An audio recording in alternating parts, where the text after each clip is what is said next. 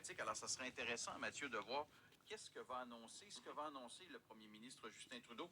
Mais pour le ministre fédéral de l'Environnement, Stephen Guilbeault, le Canada, tout comme les gouvernements provinciaux d'ailleurs, doivent en faire plus pour le climat. On l'écoute. Je pense que nous devons tous et toutes faire plus d'efforts. C'est vrai pour le Canada, c'est vrai pour l'ensemble des pays, et c'est vrai pour les provinces aussi. Il y a des provinces qui en ont fait plus que d'autres, d'autres moins.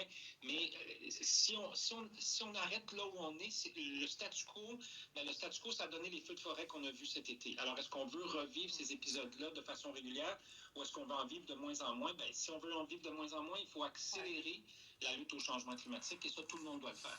François Legault aussi est présent? Oui, effectivement. M. Legault, qui est invité par le secrétaire général de l'ONU. C'est rare qu'une province reçoive une telle invitation. D'ailleurs, c'est la seule province au pays qui va y participer. Et si le Québec a été invité, c'est en grande partie, Mathieu, en raison de son bilan énergétique, des choix qui ont été faits par les gouvernements du Québec dans le passé, de construire des barrages, de produire de l'hydroélectricité. Et ça, ça fait aujourd'hui, ça a un impact sur nos émissions de gaz à effet de serre ici au Québec. On écoute Marc-André Viault, le directeur des relations gouvernementales chez Équiterre. Ça en dit beaucoup sur les choix que le Québec a effectués au cours des années.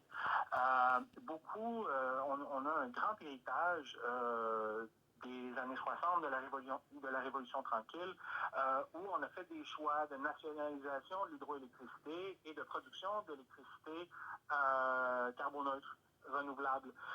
Et donc, à ce moment-là, on est en bonne position maintenant, grâce aux choix qu'on a fait il y a plusieurs années. Oui, il y a plusieurs années. De son côté, François Legault sera là comme observateur. Il ne prendra pas la parole, Mathieu, à la tribune de l'ONU. Et pour ce sommet, le premier ministre du Québec est accompagné de son ministre de l'Environnement, Benoît Charette. Il est accompagné.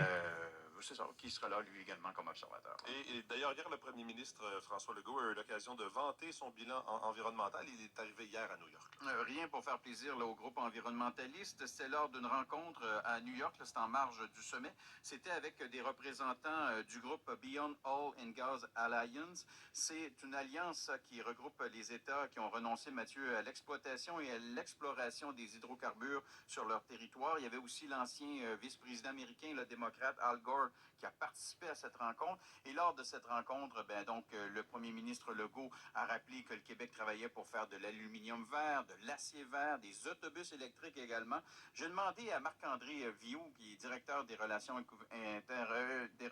gouvernementales chez Équiterre, de faire le bilan un peu environnemental du gouvernement de François Legault.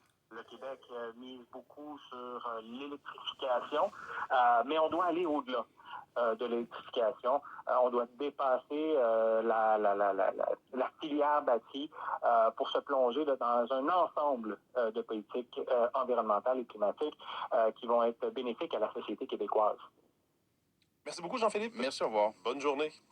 On va surveiller ça, bien sûr, aujourd'hui, entre autres, dans nos